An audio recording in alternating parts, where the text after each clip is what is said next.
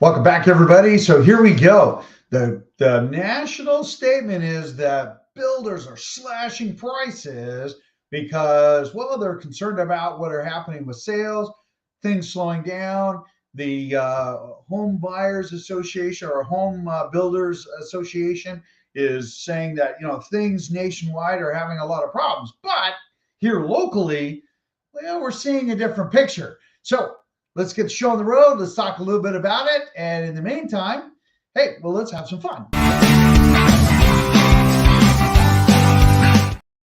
All right, so here we go. So we had this article, and it says, listen, builders are slashing home prices to keep buyer interest as confidence in the market wanes for the first time since 2023.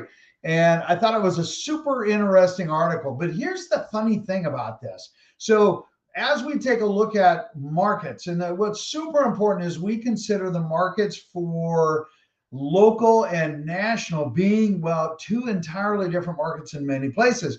Because, well, like today, I received some, advertisements of homes and, from Pulte and from Lennar and a couple of others in Florida. Well, we're not in Florida. But when we talk about home prices here and builders and whatnot, we represent a lot of sellers representing their properties with builders and including doing some of them our own.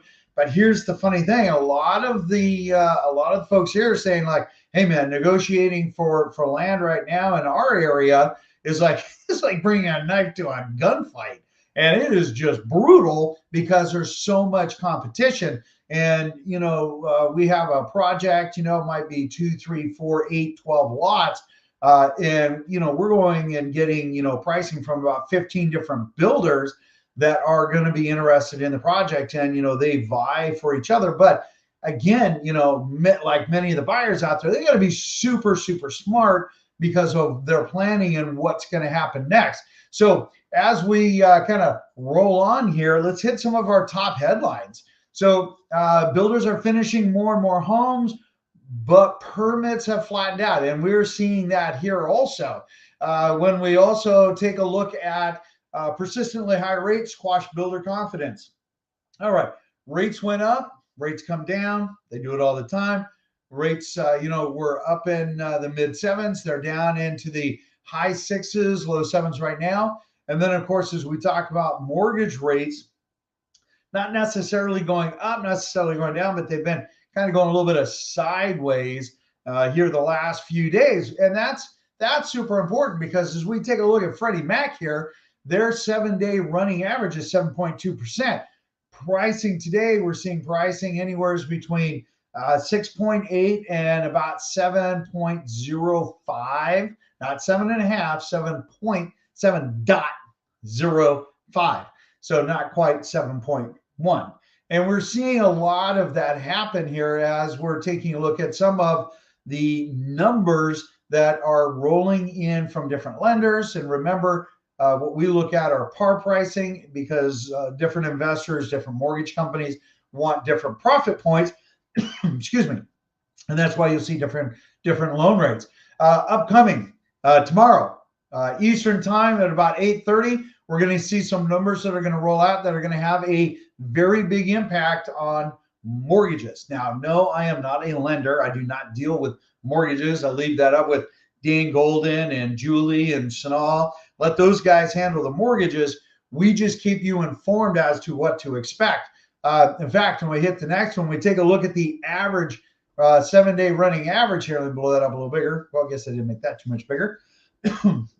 What we've got here, new on market is 1,609, pended 1,394. And so we are still seeing a lot of homes coming off market.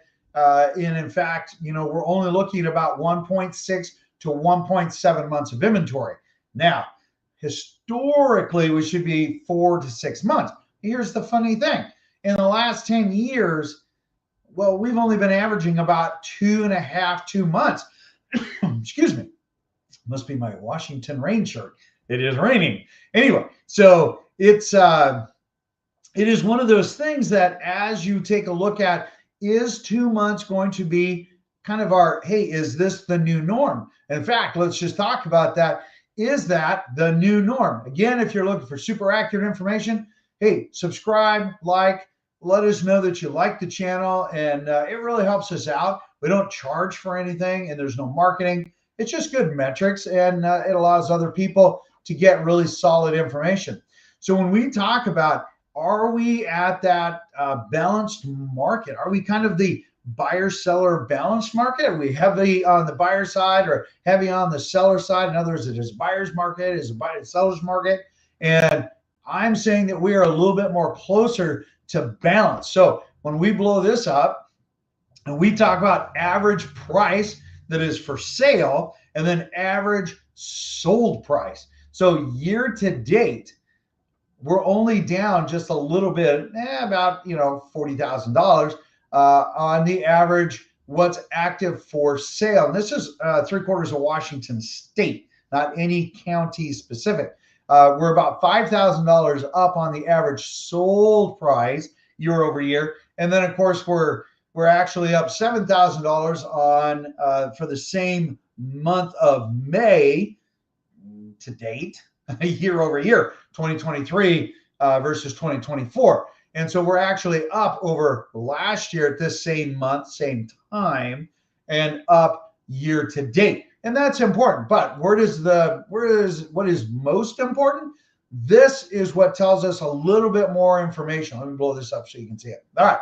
So when we take a look at this, even though at the top line there, and this again is year to date residential homes that have come on market, we're up 2,000 homes over where we were at last year, okay, or 26.8%. But we've had 4,000 homes more come on market this year than we did last year at this time. Okay, well, that's good, because if we go down to the bottom line, you can see that there was basically 493 more homes that went pending, or 2.2%, and we're off just 84 homes, or 0.4%. Now, here's what's super interesting. If we had a imbalance as far as not enough buyers, our pending sales and our solds would just collapse, right? They'd be a lot lower. But we're actually holding firm, but we're not like way over the top. We're not, getting more pending and more sold by astronomical numbers, which this in a basic rudimentary metric level, this is telling me we're pretty close to being in balance. In other words, for the number of homes coming on, we're seeing the number of homes coming off. We're not seeing a massive amount of homes coming on, a massive amount of homes going off, or vice versa. We're seeing a few homes coming on, which is just a few, and a massive amount. It's not like 2020, 2021, where we were down into the 2,000 homes available. Here we have 9,000 homes. And so we're seeing a proportion of coming on and the same amount going off. Fridays, always are our bigger numbers. And so as we see our numbers push here, I'm saying we're in a pretty good balance, all things considered. And that's also why we're seeing a lot of activity with buyers, even though interest rates are in the high 6s and 7s, which, as historically normal, is where we should be anyway. Some people have said, George, are we going to see the 3% again? No, those were artificially brought down because the feds were buying all the mortgage-backed securities. That's different videos, time and time again. If you want to know, drop me a link down below and I'll send you a personal video explaining the whole thing like I did with Jordan. But let's keep things rolling. We're still seeing a lot of builders offering incentives, which is one of the key features that they can do, because they also have their own lending. And so they're able to basically reduce fees and whatnot and incentivize people, to come in, and that's what keeps things rolling. We talk about new construction as far as pricing.